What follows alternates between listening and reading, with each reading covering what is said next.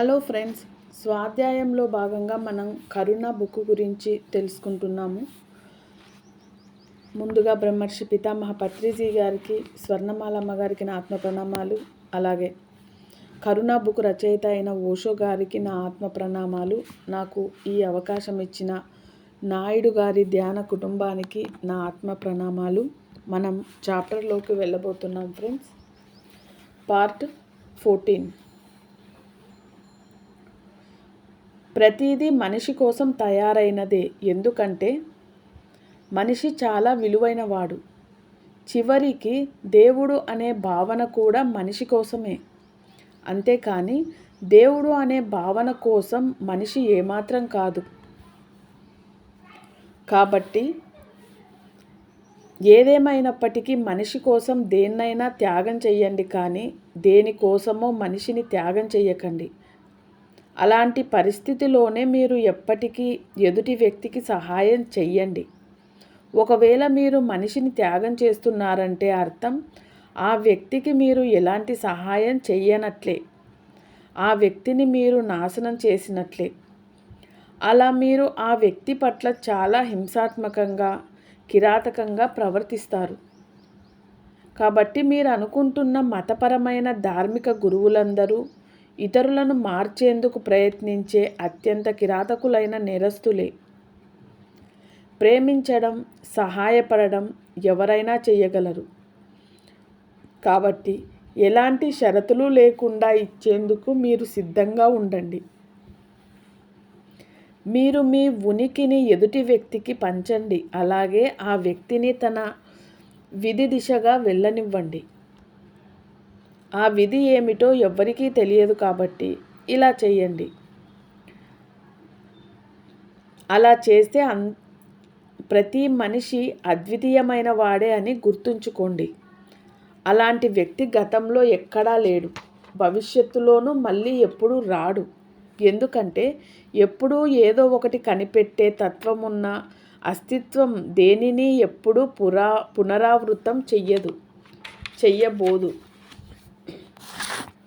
ఒకవేళ మీరు జీసస్ లాంటి వ్యక్తిని తయారు చేసేందుకు ప్రయత్నిస్తున్నట్లయితే మీరు నాశనకారులైనట్లే. ఎందుకంటే జీసస్ ఎప్పటికీ అలాగే రాలేడు. అలాంటి అవసరం కూడా లేదు. ఏదేమైనా ఒక్కటే ఉంటే అది ఎప్పుడూ చాలా అందంగా ఉంటుంది. అదే చాలా ఉంటే చిరాగ్గా ఉంటుంది. కాబట్టి బుద్ధుడు లాంటి వ్యక్తిని తయారు చేసేందుకు ఎప్పుడూ ప్రయత్నించకండి. బుద్ధుడిని బుద్ధుడిలా ఉండనివ్వండి. బుద్ధత్వం అంటే అదే. బుద్ధుడిలో ఏముందో ఆయనకు తెలియదు, మీకు తెలియదు. కేవలం భవిష్యత్తు మాత్రమే ఆ వికాసాన్ని మీకు చూపిస్తుంది. అప్పుడు మీరే కాదు, ఆయన కూడా చాలా ఆశ్చర్యపోతారు. అనంత శక్తివంతమైన, అనంత సాధ్యమైన ఆ వికాసం అందరిలోనూ ఉంటుంది. కాబట్టి ఎదుటి వ్యక్తిని యథాతథంగా అంగీకరిస్తున్నట్లు తెలిపే మీ ఆహ్వానం ఆ వ్యక్తికి తెలిసేలా చేసి, ఆ వ్యక్తి ఎలాంటి అపరాధ భావనకు లోను కాకుండా మీ ప్రేమను, శక్తిని పంచుతూ ఆ వ్యక్తికి సహాయపడండి. ఎందుకంటే ఆ వ్యక్తిని మార్చేందుకు ప్రయత్నించే వారందరూ ఆ వ్యక్తికి అపరాధ భావనను కలిగించేవారే. అపరాధ భావన విషంతో సమానమైనది. మీరు జీసస్లా ఉండండి అని మీతో ఎవరైనా అంటే ఆ వ్యక్తి మిమ్మల్ని యథాతథంగా అంగీకరించనట్లే, పూర్తిగా నిరాకరించినట్లే. మీకు ఆహ్వానం పలకనట్లే. అంటే మీ పిలువని పేరంటానికి మీరు వెళ్ళినట్లే అన్నమాట. మీరు మరోలా అంటే అవాస్తవంగా మారనంత వరకు మీరు ప్రేమించబడరు. మిమ్మల్ని నాశనం చేసే ఆ దిక్కుమాలిన ప్రేమ దేనికి? చాలా ప్రామాణికమైన మీరుగా మాత్రమే ఉండగలరు. కాబట్టి మీ ఇతర వ్యక్తిత్వాలన్నీ కేవలం అవాస్తవమైన ముసుగులే తప్ప వాటిలో మీ సారం ఉండదు. బుద్ధుడి వ్యక్తిత్వం ప్రతిబింబించేలా అదే విధంగా మిమ్మల్ని మీరు అలంకరించుకోవచ్చు, కానీ అది ఎప్పటికీ మీ హృదయాన్ని తాకదు. ఎందుకంటే అది ఎప్పటికీ మీకు సంబంధించినది, మీతో పాటు ఉండేది కాదు కాబట్టి. అది కేవలం బయటకు కనిపించే ముఖమే తప్ప మీ అసలైన ముఖం ఎప్పటికీ కాదు.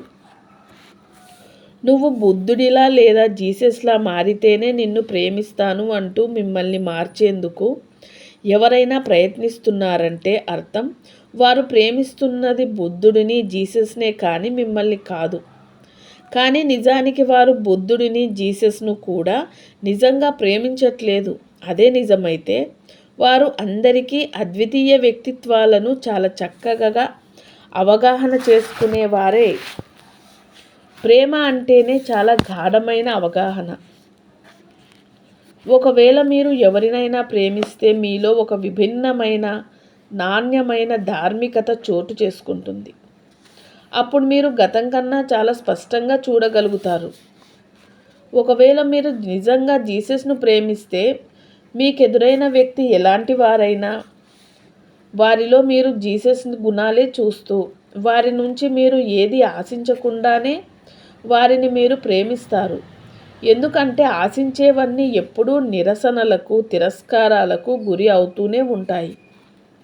అందుకే మీరు మీ ప్రేమను ఏది ఆశించకుండా వారికి ఊరికే పంచుతారు. అలాగే భవిష్యత్తును ఏమాత్రం దృష్టిలో పెట్టుకోకుండా మీరు వారికి సహాయపడతారు. భవిష్యత్తును ఏమాత్రం పట్టించుకోకుండా ప్రవహించే ప్రేమకు చాలా అద్భుతమైన శక్తి ఉంటుంది. అందుకే అది చాలా చక్కగా సహాయపడుతుంది.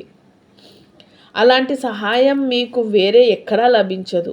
కనీసం ఒక్కరైనా మిమ్మల్ని మీరుగా అంగీకరించినట్లు మీకు తెలిసిన వెంటనే మీరు కేంద్రీకృతమైనట్లు భావిస్తారు. ఈ అస్తిత్వం మిమ్మల్ని అక్కడికి ఊరికే ఆహ్వానించలేదు. ఎలాంటి షరతులు లేకుండా మిమ్మల్ని అంగీకరించేవారు ఈ అస్తిత్వంలో కనీసం ఒక్కరైనా మీకోసం ఉంటారు. మీరు కేంద్రీకృతమయ్యేందుకు, మీరు మీ ఇంటికి వచ్చిన భావన మీలో కలిగేందుకు వారు చాలా చక్కని పునాది వేస్తారు. మీ నుంచి మీరు దూరంగా ఉన్నారంటే అర్థం మీరు మీ ఇంటికి, ఈ అస్తిత్వానికి దూరంగా ఉన్నట్లే. మీకు మీరు, మీ అంతరంగానికి మధ్య ఉండే దూరం మీకు మీ ఇంటికి మధ్య ఉండే దూరమే. కాబట్టి మీరు అలా అవ్వండి. అలా అవ్వండి అని మీతో ఎవరైనా అన్నారంటే వారు మిమ్మల్ని మీ ఇంట్లో నుంచి బయటికి గెంటేసినట్లే. అప్పుడు మీరు వ్యక్తిత్వాలు, లక్షణాలు లాంటి అనేక ముసుగులతో అవాస్తవంగా మీరు తయారవుతారు. అందుకే అప్పుడు మీ దగ్గర ఉండవలసిన ఆత్మ, ఎరుక మీకు ఉండదు. దానితో మీరు వంచకులుగా, నకిలీలుగా ఉంటారే కానీ ప్రామాణికంగా ఉండరు. అందుకే సహాయపడండి అని నేను అంటున్నానంటే అర్థం మనుషుల చుట్టూ ఒక చక్కని వాతావరణాన్ని సృష్టించమని. అంటే మీరు ఎక్కడికి వెళ్ళినా మీ ప్రేమతో, కరుణతో నిండిన వాతావరణాన్ని మీతో పాటు తీసుకువెళ్తూ ఎదుటి వ్యక్తి యథాతథంగా ఉండేందుకు సహాయపడండి అని. కానీ ప్రపంచంలో ఇది చాలా కష్టమైన పని. ఎందుకంటే అది మీ అహానికి వ్యతిరేకం కాబట్టి. ప్రజలను అనుకరించే వారిని తయారు చేయడం మీ అహానికి చాలా కష్టం. మీరు ఒక మూల విరాట్టుగా తయారై అందరూ మిమ్మల్ని అనుసరించాలని మీరు కోరుకుంటున్నారు. అప్పుడే మీ అహానికి తృప్తి కలుగుతుంది. అలా మీరు కేంద్ర బిందువు అవుతారు. అలాగే అందరూ అవాస్తవంగా తయారవుతారు. అహం మీ ఆలోచనలను ఎప్పుడూ ఇష్టపడదు. అది ఇతరులను మీకు అనుగుణంగా మార్చాలనుకుంటుంది. కానీ ఇతరులను మార్చేందుకు మీరెవరు? మీరు ఎలాంటి బాధ్యతను తీసుకోకండి. అది చాలా ప్రమాదకరం. హిట్లర్లు అలాగే పుట్టి మొత్తం ప్రపంచాన్ని తమకు నచ్చినట్లుగా మార్చే బాధ్యతను తీసుకుంటారు. గాంధీకి హిట్లర్కు మధ్య చాలా తేడా ఉన్నట్లు పైకి కనిపిస్తుంది. కానీ వారి అంతరంగాలలో ఎలాంటి తేడా లేదు. ఎందుకంటే ఈ ప్రపంచాన్ని తమకు నచ్చినట్లుగా మార్చాలనేదే ఇద్దరిలోని భావన. అందుకు హిట్లర్ హింసాత్మక విధానాన్ని, గాంధీ అహింసాత్మకమైన విధానాన్ని ఉపయోగించడం జరిగింది. అయితే వారు అనుసరించిన విధానాలు మాత్రం ప్రజలకు బలవంతంగా తమకు నచ్చినట్లు మార్చేందుకు ఉపయోగించినవే. ఆ ప్రయత్నంలో తుపాకీ కత్తిలో పొడిచి చంపుతానని బెదిరించడం ద్వారా హిట్లరు, మీరు నన్ను అనుసరించకపోతే ఆమరణ నిరాహార దీక్ష చేస్తాను అని బెదిరించడం ద్వారా గాంధీ విజయాన్ని సాధించారు. ఇద్దరూ రాజకీయ నాయకులే. నిజానికి గాంధీ, హిట్లర్ మిమ్మల్ని ప్రేమించలేదు. ప్రేమ గురించి గాంధీ చక్కగా మాట్లాడతాడు, కానీ ప్రేమించలేడు. ఎందుకంటే ఆయన ఆదర్శంలో ఉన్న మీరు ఎలా ఉండాలి అనే భావనే అందుకు ముఖ్య కారణం. ప్రజలకు ప్రేమించేందుకున్న ఏకైక మార్గం వారిని యథాతథంగా స్వీకరిస్తూ ప్రేమించడమే. అప్పుడే వారు తమకు నచ్చినట్లుగా మారుతారు. అంతేగాని మీకు నచ్చినట్లుగా వారు మారరు. అది కేవలం మార్పు మాత్రమే. పూర్తిగా రూపాంతరం చెందడం, అలా కొత్తగా మారడం ద్వారా వారు తమ ఉనికిని నూతన శిఖరాలను చేరుకోవడం జరుగుతుంది. అది కూడా వారు సహజత్వానికి నచ్చినట్లే జరుగుతుంది. కాబట్టి ప్రజలు సహజంగా స్వేచ్ఛగా యథాతథంగా ఉండేందుకు సహాయపడండి. అంతేకాని ఎప్పుడూ ఎవరిని బలవంత పెట్టేందుకు, ముందుకు వెనక్కు లాగుతూ మోసగించేందుకు ప్రయత్నించకండి. అవన్నీ అనుసరించే మార్గాలే. మీ రాజకీయాలన్నీ అలాగే ఉంటాయి. మరొక వ్యక్తి పట్ల జాగ్రత్త వహించడం వారి జీవితానికి ఎప్పుడూ ఒక అడ్డంకిలా తయారవుతుంది.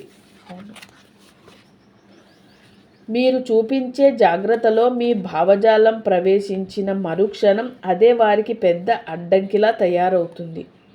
అప్పుడు మీరు చూపించే ప్రేమ చాలా చెడుగా, అంటే దాదాపు అది ఒక రకమైన ద్వేషంగా మారుతుంది. అలాగే మీరు చాలా జాగ్రత్తగా అలా ఏర్పాటు చేసిన రక్షణ ఆ వ్యక్తికి ఒక జైలుగా తయారవుతుంది. ఈ మార్పులన్నిటికీ మీ భావజాలమే ముఖ్య కారణం. ఉదాహరణకు, ఒక తల్లిగా మీరు మీ బిడ్డను జాగ్రత్తగా చూసుకోండి. మీ బిడ్డకు మీరు కావాలి. మీరు లేకుండా మీ బిడ్డ ఏమాత్రం జీవించలేదు.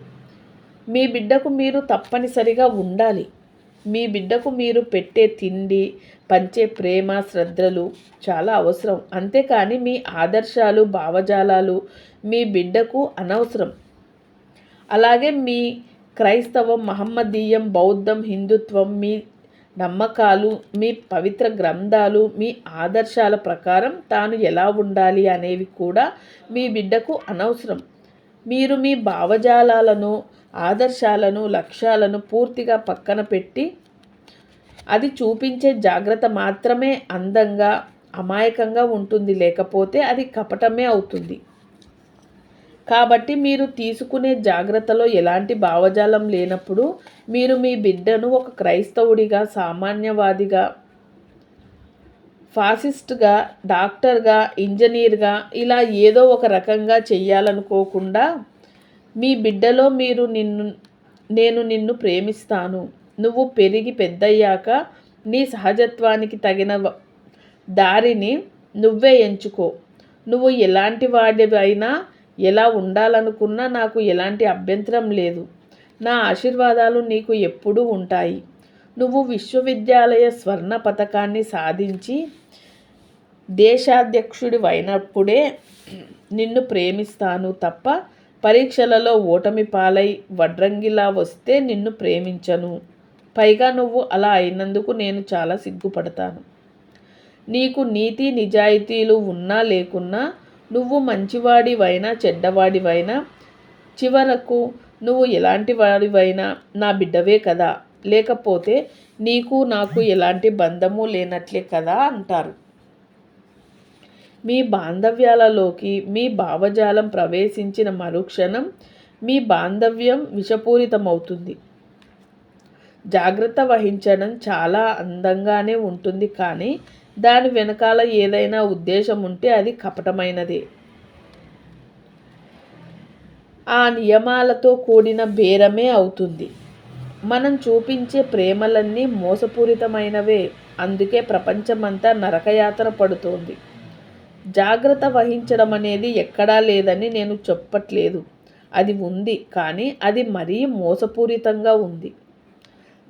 తల్లి, తండ్రి, భార్య, భర్త, అన్న, చెల్లి అలా అందరూ అతి జాగ్రత్త వహిస్తున్న వారే. అయినా ప్రపంచం ఇంకా నరకంగానే ఉంది. అంటే మౌలికమైన తప్పు ఏదో ఎక్కడో ఇంకా ఉన్నట్లే. ఆ మౌలికమైన తప్పేమిటి? అది ఎక్కడ జరుగుతోంది? మీరు చూపించే జాగ్రత్తలో ఇలా ఉండు, అలా చెయ్యి, అలాంటివి నిబంధనలు ఉంటున్నాయి. మీరు ఇంతవరకు ఎలాంటి షరతులు పెట్టకుండా ఎవరినైనా యథాతథంగా ప్రేమించారా? మీరు ఒక వ్యక్తిని యథాతథంగా అంగీకరిస్తూ స్వీకరించడం అంటే ఆ వ్యక్తిని మీరు సంపూర్ణంగా స్వీకరించినట్లే. అప్పుడు ఆ వ్యక్తిని మరింత మెరుగుపరచాలని, మీకు నచ్చినట్లు మారాలని మీరు కోరుకోరు. అప్పుడే జాగ్రత్త వహించడం అంటే ఏమిటో మీకు చాలా స్పష్టంగా తెలిసినట్లు.